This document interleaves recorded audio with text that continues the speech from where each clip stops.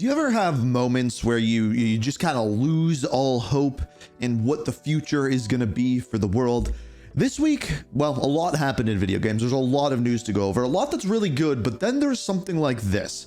We find out that Sony is in the works of creating a Labubu movie. No, you didn't hear me wrong. In an age where memes are now becoming movies, we recently got the Skibbity Toilet movie.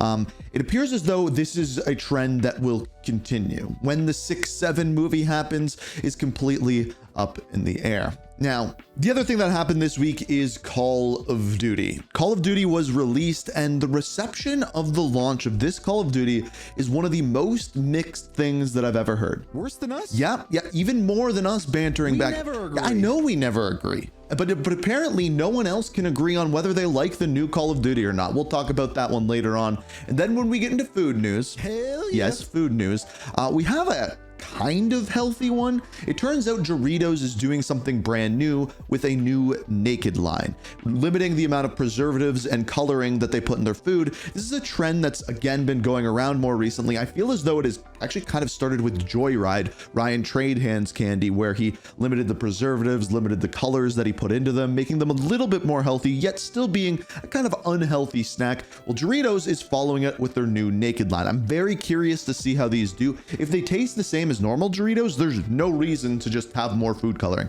But if they don't taste as good, then I don't see people going for them. Now, as I mentioned, this is a really big week for video games, not necessarily for the games that came out, even though there was really one big one, but actually for hardware. Let's dive into it and you can see what I'm talking about.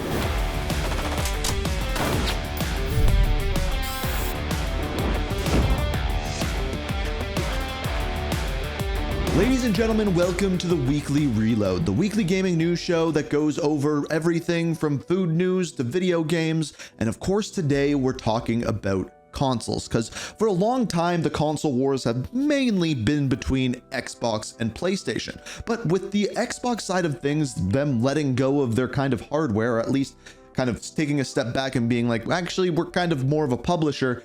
Someone needed to step in so that PlayStation didn't have a monopoly. And turns out Gabe came around that corner with his glowing halo over his head and said, we're not just launching one piece of hardware, we're launching 3.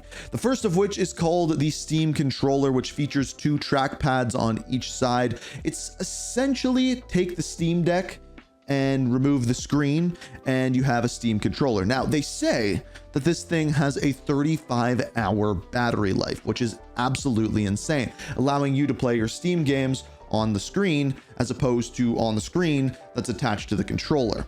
The second thing that they announced is something known as the Steam Frame. Now, this is a VR. However, Steam has worked on a VR before. However, it needed to be connected to a computer with a cord. This one is wireless. However, it can run games natively on it. That is not the goal of this one. What this does is you plug a little USB dongle into your PC, which has a dedicated Wi-Fi 6 output.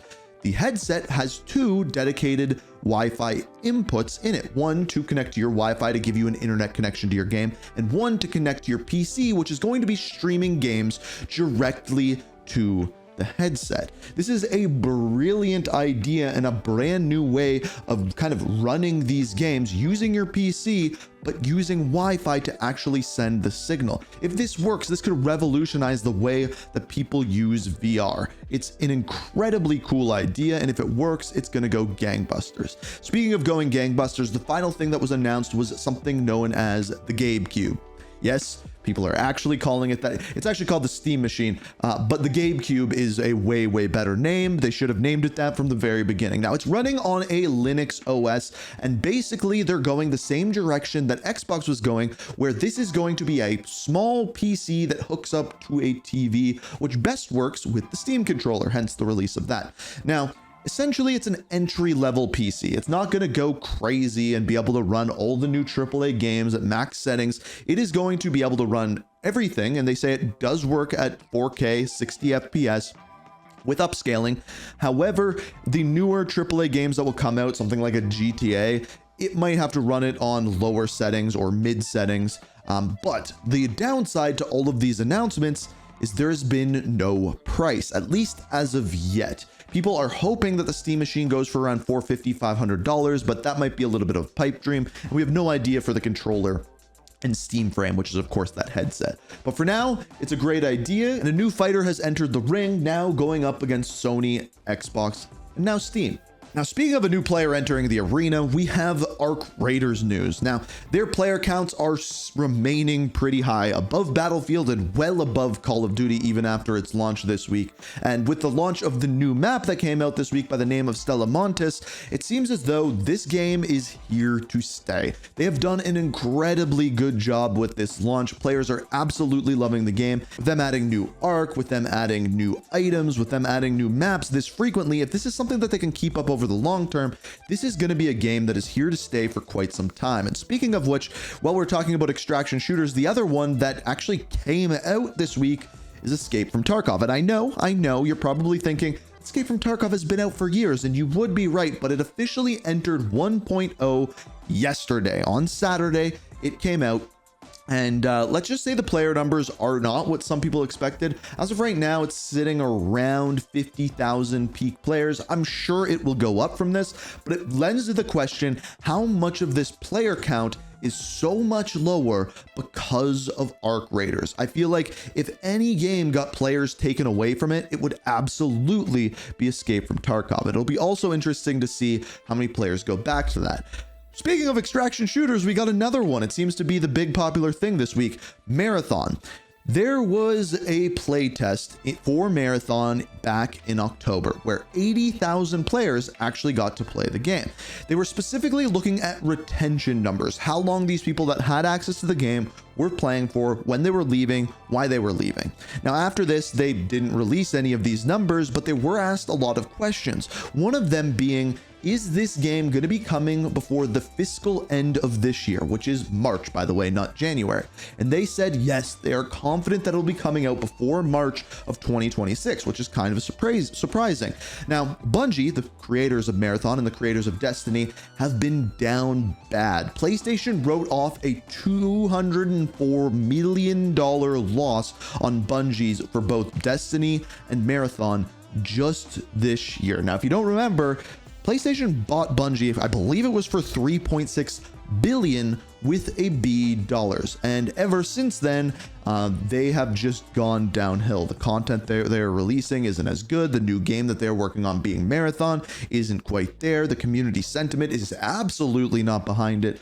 And lo and behold, they've run into some problems. And with Arc Raiders now being out and them having to directly compete with that, it is up in the air how this game will do whatsoever once it's launched. The only thing it's got going for it is it's a first person compared to a third person, so that differentiates it just a little bit. Now, what came out this week is Call of Duty Black Ops 7. Now, I put out a review on this campaign over on Inkslasher, and let's just say it's one of the worst Call of Duty campaigns that I have played. There's a million problems with it, them making it a lot too much like Warzone, adding in a bunch of things. It just not feeling like a Call of Duty game mixed with lackluster story just was not my thing.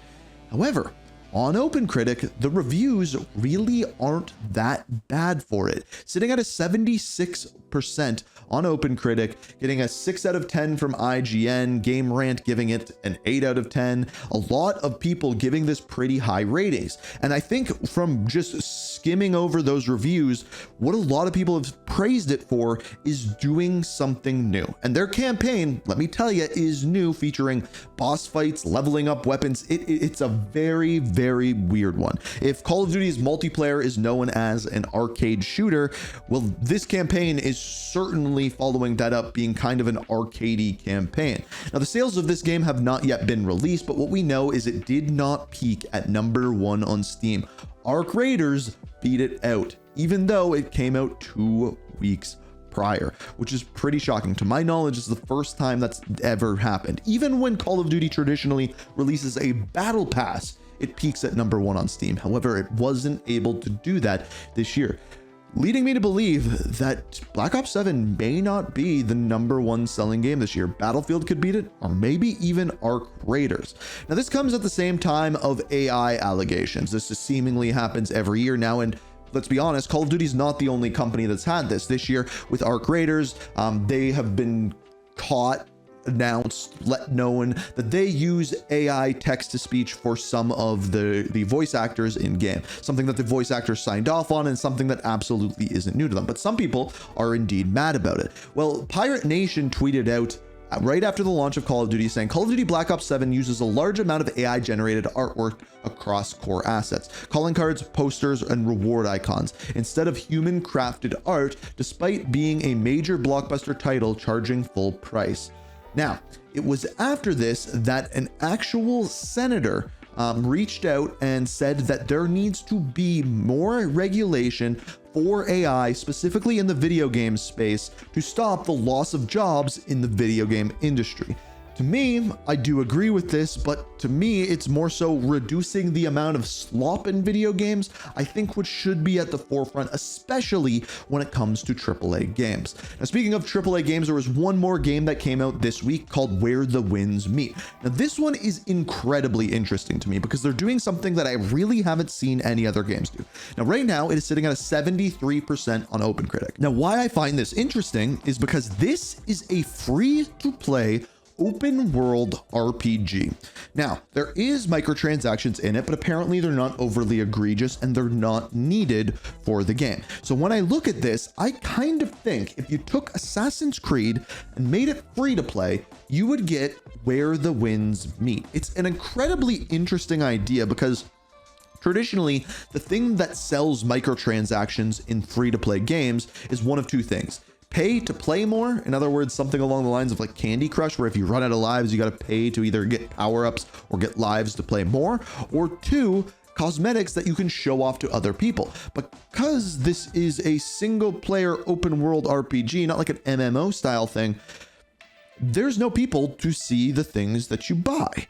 So I don't know what the longevity of this game is going to look like. However, it is released by Everstone Studio, aka produced and published by NetEase Games, which, as we know, is a studio very, very fond of their free-to-play games. So it'll be interesting in the long run to see where this goes. But the one thing that I will say is it's doing really well on Steam. As I make this, it's sitting at about 173,000 players on Steam, assuming that number is only going to go up from there, showing us that yes, if you release a decent free-to-play game, people will play it. It's just, are you going to make that money back? That is the question. Now, for the next 2 weeks, we don't have too many games coming out, but of course, we have the launch of Call of Duty. Things will happen with that. I'm curious to see what Arc Raiders does moving forward.